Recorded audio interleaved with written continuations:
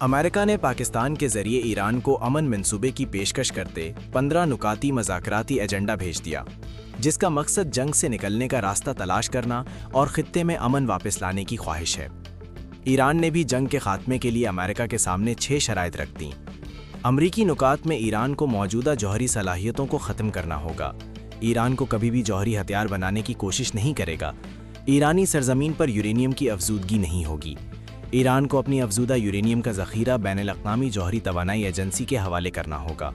نتنز، Isfahan اور فردو ایٹمی تنصیبات کو ختم کرنا ہوگا۔ IAEA کو ایران کی جوہری تنصیبات تک مکمل رسائی دی جائے۔ ایران کو اپنا علاقائی پراکسی نمونہ ترک کرنا ہوگا۔ ایران کی خطے میں پراکسیز کو فنڈنگ بند کرنا ہوگی۔ ایران کو اپنا میزائل پروگرام، رینج اور مقدار دونوں میں محدود کرنا ہوگا۔ ایران کو اپنے میزائلوں کے استعمال کو اپنے دفاع تک محدود رکھنا ہوگا۔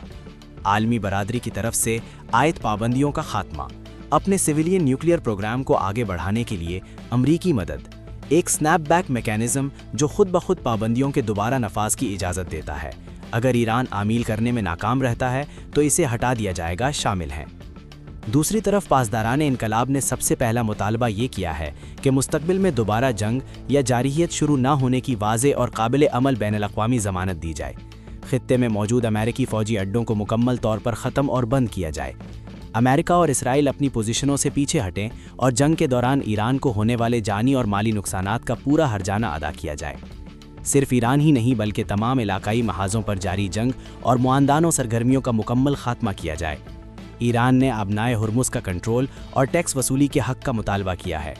چھٹی اور آخری شرط یہ ہے کہ ایران کے خلاف پروپیگنڈا کرنے والی میڈیا سرگرمیوں کو روکا جائے اور ان کے خلاف قانونی کارروائی کرتے ہوئے متعلقہ ممالک سے ملک بدر کیا جائے۔